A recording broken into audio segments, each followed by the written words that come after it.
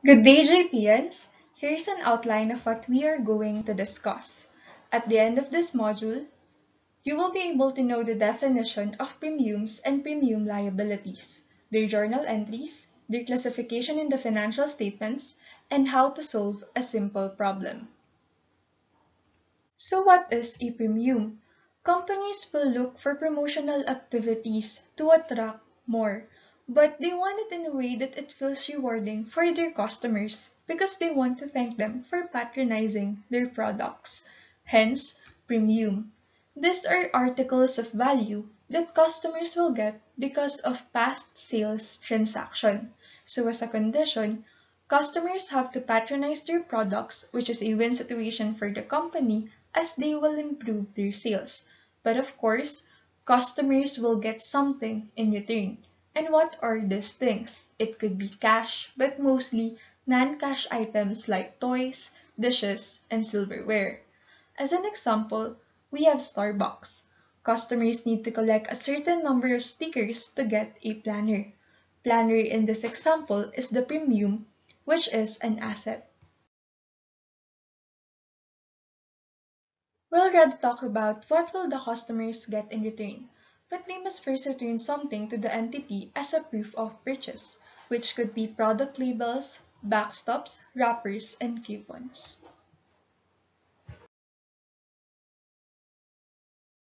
Now, we're going to talk about the liability aspect of this topic, premium liability. This is an after-sales transaction. Of course, after selling, we already have the responsibility to our customers because they know that they will receive something in return for patronizing our products. There is an expectation from them. So a liability for the future distribution of the premium arises, and it should be given an accounting recognition.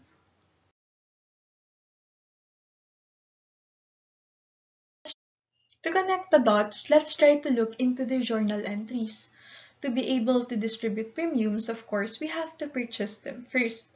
In our previous slide, in our Starbucks example, planner as a premium is an asset. Why? Because we still have control over it before distributing to the customers. They are like inventories. So we have to debit premiums and credit cash, or it can also be accounts payable if we opt to purchase on account.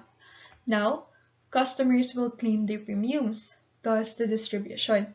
We know that we have to credit premiums because the account has to be deducted for the amount of the items we have distributed to the customers. For our debit, like our inventories, nagre-recognize tayo ng expense ng cost of sales kapag nakakapagbenta. So sa premiums, kapag nakapag-distribute tayo sa customers, we will recognize a premium expense. Now at year-end, say we have a remaining premium not yet distributed, but the customers are expecting to claim their premiums. We have to conduct an estimate which should be based on our past experiences. Gaya ng sinabi ko kanina, ang premium liability ay after-sales transaction. Dahil nagkaroon tayo ng sales, magkakaroon tayo ng liability to our customers, which should be estimated dahil hindi naman lahat ng customers ay magre-redeem. Our journal entry will be debit premium expense and credit estimated premium liability. Again, kailangan mo munang bumili ng premiums. Kapag nagka-sales, may magre-redeem. So we have to distribute. Then at year-end, may mga hindi pa nare-redeem based on our estimate, so that will be an estimated premium liability.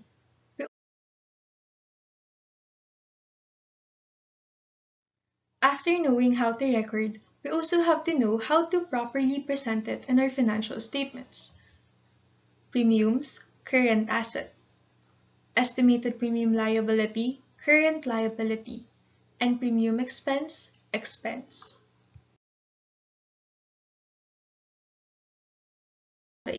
To test your understanding, let's have a simple problem.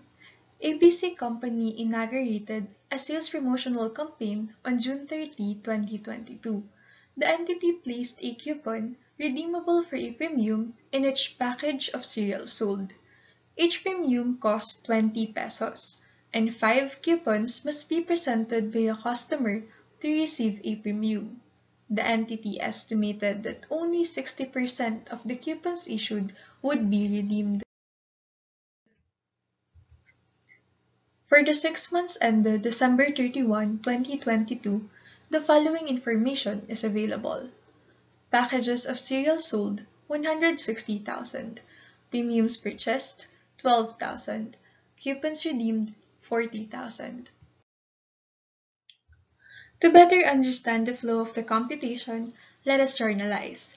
Remember, before we can distribute, we have to purchase first. So it is stated that each premium costs 20 pesos and the quantity of the premiums purchased is 12,000.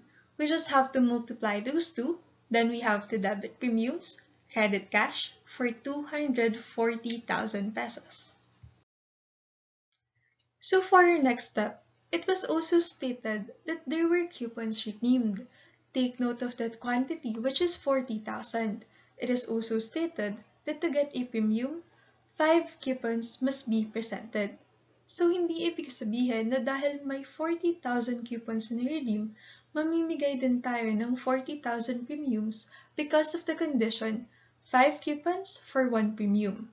With that, we have to divide the coupons redeemed, which is 40,000, by 5 required coupons to give us the quantity of premiums distributed, which is 8,000. To get the amount, we have to multiply it by 20, which is the cost of each premium. Thus, we have to debit premium expense, credit premiums for 160,000. Now looking back to the problem, let's focus on the last sentence. It says that the entity estimates that only 60% of the coupons issued would be redeemed. This means that the entity expects that it will incur 60% for their premium expense. But have we already expensed the 60%? There were coupons redeemed, but would it already amount to 60% of the coupons on the packages sold? To know that, since we sold 160,000 packages, there are 160,000 coupons held by our customers.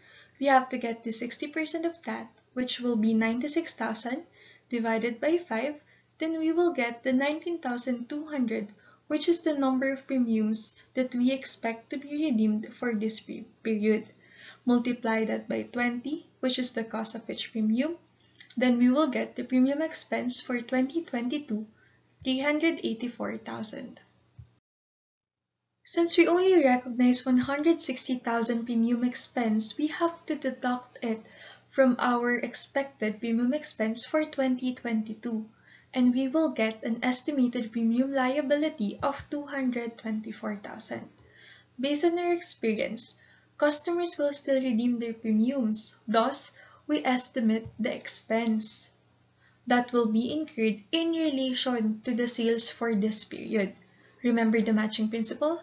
Recognize expense in the same period you recognize revenue. So for our journal entry, debit premium expense, credit estimated premium liability for 224,000. So that's it for this video. Thank you for watching and I hope that you learned something today. Don't forget to check the description box for the practice quiz and for more updates. Follow us on our social media accounts for Instagram at @JPIA, for Facebook /JPIA DLSL, and for Twitter at @JPIA. Best of luck, JPIAns!